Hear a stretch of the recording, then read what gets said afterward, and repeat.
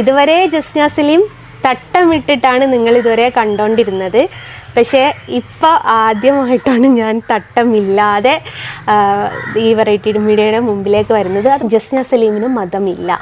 ഇനി ജസ്ന സലീം മുസ്ലിം ആണോ ഹിന്ദു ആണോ, നിന്റെ തട്ടം എവിടെ പോയി എന്നുള്ള ചോദ്യങ്ങൾ ചോദിച്ചിട്ട് ഇങ്ങോട്ട് വരണ്ട. ജസ്ന സലീം കൃഷ്ണന്റെ ചിത്രം വരയ്ക്കുന്ന പെൺകുട്ടി എന്ന നിലയ്ക്ക് ഒരേ സമയം വൈറലാവുകയും വിവാദ നായികയാവുകയും ചെയ്ത ജസ്നയെ ഞങ്ങൾക്ക് പ്രത്യേകിച്ച് പരിചയപ്പെടുത്തി തന്റെ ആവശ്യമില്ലല്ലോ അല്ലെ. നമ്മൾ തന്നെ ജസ്നയെ കുറിച്ച് ഒരുപാട് വീഡിയോകൾ ചെയ്തിട്ടുണ്ട്. കൃഷ്ണന്റെ ചിത്രം വരച്ചു എന്ന ഒറ്റ കാരണം കൊണ്ട് എല്ലാവരും തന്നെ വേട്ടയാടുന്നേ എന്നും പറഞ്ഞ് വിക്ടിം കാർഡ് ഇറക്കി കളിച്ച ജസ്നയെ അത്യാവശ്യം എല്ലാവരും സപ്പോർട്ട് ചെയ്തൊരു കാലം ഉണ്ടായിരുന്നു. എന്നാൽ പതുക്കെ ആണെങ്കിലും ആളുകൾ ഇവളുടെ ഉടായ്പ മനസ്സിലാക്കി തുടങ്ങി എന്നുള്ളതാണ്. കൃഷ്ണന്റെ ചിത്രം വരച്ചുകൊണ്ട് ഒരുപാട് പൈസ ഉണ്ടാക്കിയ ജസ്ന പക്ഷേ തന്റെ ജീവിതത്തിൽ എന്ത് പ്രശ്നമുണ്ടായാലും അത് താൻ കൃഷ്ണന്റെ ചിത്രം വരയ്ക്കുന്നത് കൊണ്ടാണെന്ന് ഇടയ്ക്കിടെ പറയുമായിരുന്നു. അങ്ങനെ എല്ലാവരും ഇടയിൽ നിന്നും പ്രത്യേകിച്ച് ഹിന്ദു മതവിശ്വാസികളുടെ ഇടയിൽ നിന്നും ഇവർക്ക് നല്ല സപ്പോർട്ട് കിട്ടിയിട്ടുണ്ടായിരുന്നു. എന്നാൽ എല്ലാം ഇവളുടെ ഒരു കച്ചവട തന്ത്രമാണെന്ന് മനസ്സിലാക്കിയ ഹിന്ദു മതവിശ്വാസികൾ പതുക്കെ ജസ്നയ്ക്കെതിരെ തിരിയാൻ തുടങ്ങി. കുറച്ചു കാലങ്ങൾക്ക് മുമ്പ് ഗുരുവായൂർ അമ്പല നടയിൽ ജസ്ന ഉണ്ടാക്കിയ അടിപിടികൾ എല്ലാവരും ഓർക്കുന്നുണ്ടാവല്ലോ. യൂട്യൂബിൽ ജസ്നയ്ക്കെതിരെ കമന്റ് ഇട്ട് ചെയ്ത സ്ത്രീയെ ഗുരുവായൂർ അമ്പലത്തിൽ വെച്ച് കണ്ട ജസ്നയും അവളുടെ കസിനും എന്താക്കി അവിടെ വെച്ച് ആ സ്ത്രീയുടെ കച്ചറ കൂടി. പവിത്രമായ അമ്പല നടയിൽ വെച്ച് അടിയുണ്ടാക്കിയ ജസ്നയുടെ ഈ പരിപാടി വ്യാപകമായി വിമർശിക്കപ്പെട്ടു.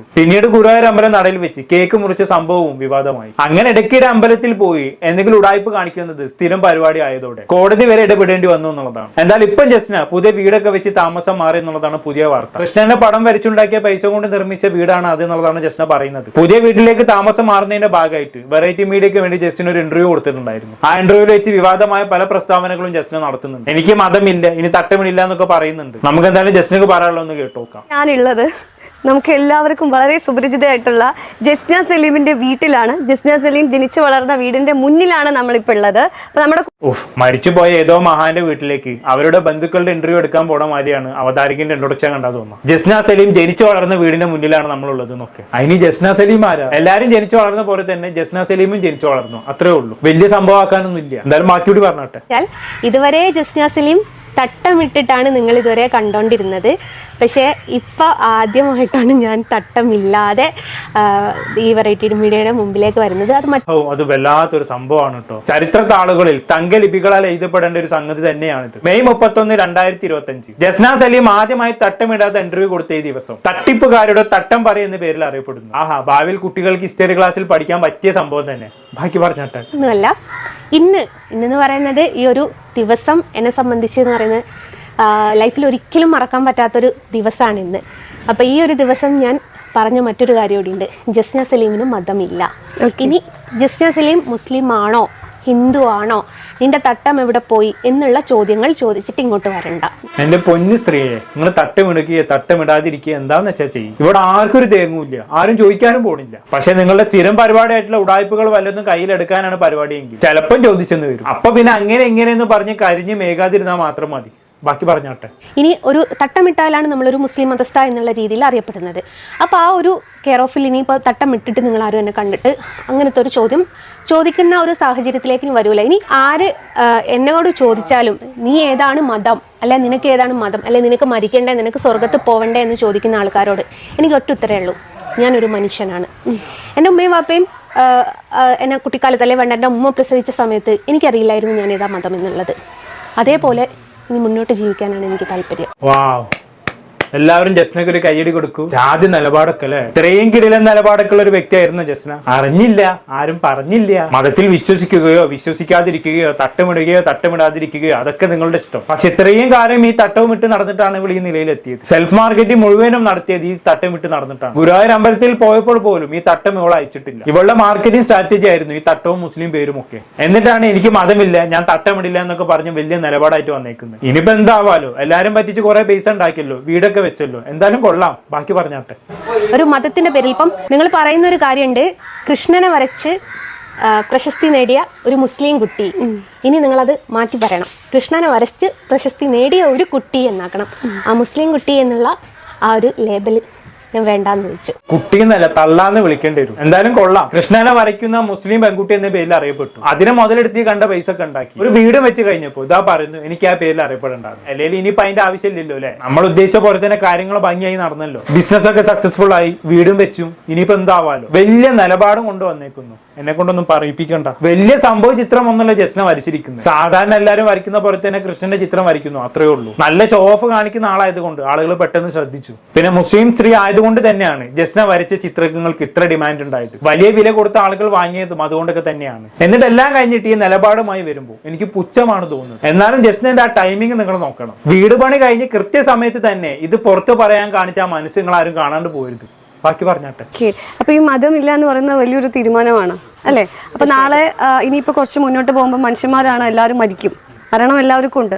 അപ്പം മരിച്ചു കഴിഞ്ഞാൽ ജസ്നേനെ അപ്പം എങ്ങനത്തെ രീതിയിൽ അടക്കണം, അങ്ങനെ എന്തെങ്കിലും തീരുമാനിച്ചിട്ടുണ്ടോ? അല്ല, ഞാൻ പൊതുവേ എൻ്റെ അമ്മാനോടും പാപ്പാനോടും പറഞ്ഞൊരു കാര്യമുണ്ട്. ഞാൻ മരിച്ചു കഴിഞ്ഞാൽ എൻ്റെ നാട്ടിൽ ഇവിടെ കബറടക്കണം എന്ന് മുമ്പേ പറഞ്ഞു വെക്കാറുണ്ട്.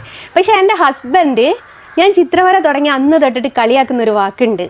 ജെസ്സിയെ, എന്നെ അവർ ജെസ്സിയെ നട്ട വിളിക്കുക. ജെസ്സിയെ, നമ്മുടെ വീടിൻ്റെ ബാക്കിൽ നമുക്ക് രണ്ടാൾക്കുള്ള ഒരു കുറച്ച് സ്ഥലം മാറ്റി വെച്ചോ, നമ്മളിവിടെ ആയിരിക്കും കേട്ടോ അന്തി ഉറങ്ങാന്ന് പറഞ്ഞിട്ട്. പള്ളിക്കാട്ടിലാണെങ്കിലും വീടിൻ്റെ ബാക്കിലാണെങ്കിലും മണ്ണ് എല്ലാം ഒന്നല്ലേ. പള്ളിക്കാട്ട് കയറ്റിയില്ലേ വീടിൻ്റെ ബാക്കിൽ, അത്രയേ ഉള്ളൂ. ഞാൻ പൊട്ട് തൊട്ടിട്ട് വീഡിയോ ചെയ്യാറുണ്ടായിരുന്നു. അപ്പം എൻ്റെ ഉമ്മ പറഞ്ഞൊരു കാര്യം എന്താണെന്നറിയോ, നീ പൊട്ട് കുത്തല്ലേ വാപ്പാനെ പള്ളി കമ്മിറ്റിയിൽ നിന്ന് പുറത്താക്കും. ഞാൻ പറഞ്ഞാൽ അങ്ങനെ പുറത്താക്കണേ, വീടിൻ്റെ ബാക്കി സ്ഥലം ഉണ്ടല്ലോ. എവിടെയാണെങ്കിലും നമ്മൾ മണ്ണിലാണ് കിടക്കുന്നത്. അത് പള്ളിയുടെ ഒരു പരിസരത്തായതുകൊണ്ട് പള്ളിക്കാട് എന്ന് പറയുന്നു നമ്മൾ. അപ്പം നമുക്ക് പള്ളിക്കാട്ടിലേക്ക് പോകാനുള്ളൊരു സാഹചര്യം നമുക്ക് ദൈവം നിശ്ചയിച്ചിട്ടില്ലേ. മണ്ണിൽ എന്തായാലും ഏതായാലും കത്തിക്കാൻ പോകുന്നില്ല.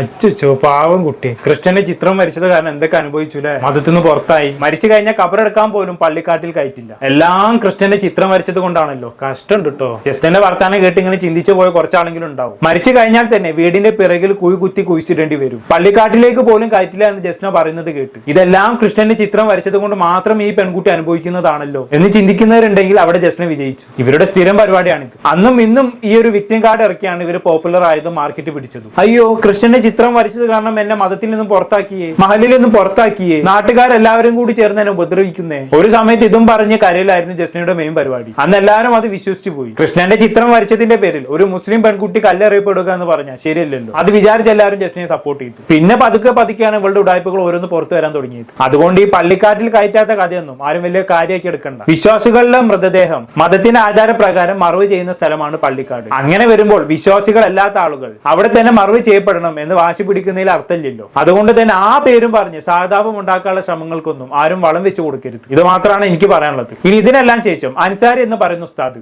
ജസ്നയുടെ ഉടായ്പകൾക്കെല്ലാം കൃത്യമായി മറുപടി കൊടുക്കുന്ന ഒരു വീഡിയോ എന്റെ ശ്രദ്ധയിൽപ്പെടാനിടയായി. ജസ്നയുടെ ഈ വിഷയത്തിൽ ഇസ്ലാം എന്ന് പറയുന്ന മതത്തിന്റെ നിലപാട് എന്താണെന്ന് ഉസ്താദ് വിശദീകരിക്കുന്നുണ്ട്. അതും കൂടി കേട്ട് നമുക്ക് നിർത്താം. നോക്കൂ നിങ്ങൾ, ഇവിടെ ഈ പെൺകുട്ടി പറഞ്ഞൊരു കാര്യം നമ്മളൊന്ന് ശ്രദ്ധിച്ചു നോക്കി. ഞാൻ കൃഷ്ണനെ വരച്ചതിന്റെ പേരിൽ എന്റെ കുടുംബം എന്നെ ബഹിഷ്കരിക്കുന്നു, അവരെന്നെ ചീത്ത വിളിക്കുന്നു, അവരെന്നെ മോശമാക്കുന്നു എന്ന് പറയുമ്പോൾ സ്വാഭാവികമായിട്ട് നമ്മുടെ നാട്ടിൽ എൻ്റെ പ്രിയപ്പെട്ട സഹോദര സമുദായത്തിൽപ്പെട്ടവർ ചിന്തിക്കുന്ന എന്താ? കണ്ടില്ലേ, ഞങ്ങളൊക്കെ ഏറെ ആദരിക്കുകയും ആരാധിക്കുകയും ചെയ്യുന്ന ഞങ്ങളുടെ പ്രിയപ്പെട്ട കൃഷ്ണനെ വരച്ചതിന്റെ പേരിൽ ആ പെൺകുട്ടിയെ ഇവരെല്ലാവരും കൂടി ഹറാസ് ചെയ്യാം. അങ്ങനെ ചിന്തിക്കുന്നുണ്ടാവും അല്ലേ? എങ്കിൽ നിങ്ങൾക്ക് ചിന്തിക്കാൻ വേണ്ടി ഒരു കാര്യം പറയാണ്. ഈ കൃഷ്ണ കൃപാസാഗരം എന്ന കവിതാ സമാഹാരത്തിന്റെ രചയിതാവാരാണ്? ആരുടേതാണ് ആ കവിതാ സമാഹാരം? യൂസുഫ് അലി കേച്ചേരിയുടേതാണ്. നമ്മുടെ മലയാളത്തിലെ മഹാനടനാണല്ലോ മമ്മൂട്ടി. പല്ലാവൂർ ദേവനാരായണൻ മുതൽ ഇങ്ങോട്ട് അറക്കൽ മാധവനുണ്ണി അടക്കമുള്ള ഹൈന്ദവ കഥാപാത്രങ്ങളെ അവതരിപ്പിച്ച പ്രതിഭാശാലിയായ ഒരു കലാകാരനാണ്. ഇപ്പൊ മമ്മൂട്ടിനെ ആണെങ്കിലും യൂസുഫ് അലി കേച്ചേരിനെയൊക്കെ ആണെങ്കിൽ അവരെ ആരെങ്കിലും ചീത്ത വിളിക്കാറുണ്ടോ? അവരെ ആരെങ്കിലും മോശപ്പെടുത്താറുണ്ടോ? അവരൊക്കെ ഇസ്ലാം നാമധാരികളായിരിക്കെ തന്നെ ഈ ജനാധിപത്യ രാജ്യം, ഇവിടുത്തെ ഭരണഘടന അവർക്ക് കൊടുക്കുന്ന ഒരു അവകാശമുണ്ട്. ഒരു മതവിശ്വാസി അല്ലെങ്കിൽ ഒരു മതത്തിന്റെ പേര് സ്വീകരിച്ച ഒരാൾ ആണ് എന്നതുകൊണ്ട് പൂർണ്ണമായിട്ടും ആ മതത്തെ അനുധാവനം ചെയ്ത് മതത്തിന്റെ നിയമങ്ങളെല്ലാം അംഗീകരിച്ചേ പോകാൻ പാടുള്ളൂ എന്ന വ്യവസ്ഥയൊന്നുമില്ല. ഇവിടെ ഏതൊരു മനുഷ്യനും ഏത് രൂപത്തിൽ അയാൾക്ക് വിശ്വാസിയാകാം, അയാൾക്ക് സ്വതന്ത്രനാകാം, ഏത് രൂപത്തിലും ജീവിക്കാം അയാൾക്ക്.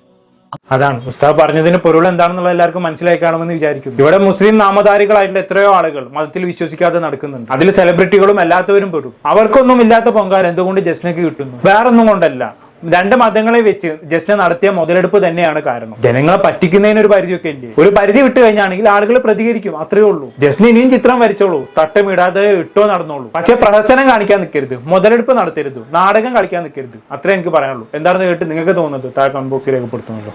അടുത്തൊരു ടോപ്പിക്കുമായി വീണ്ടും കാണാം.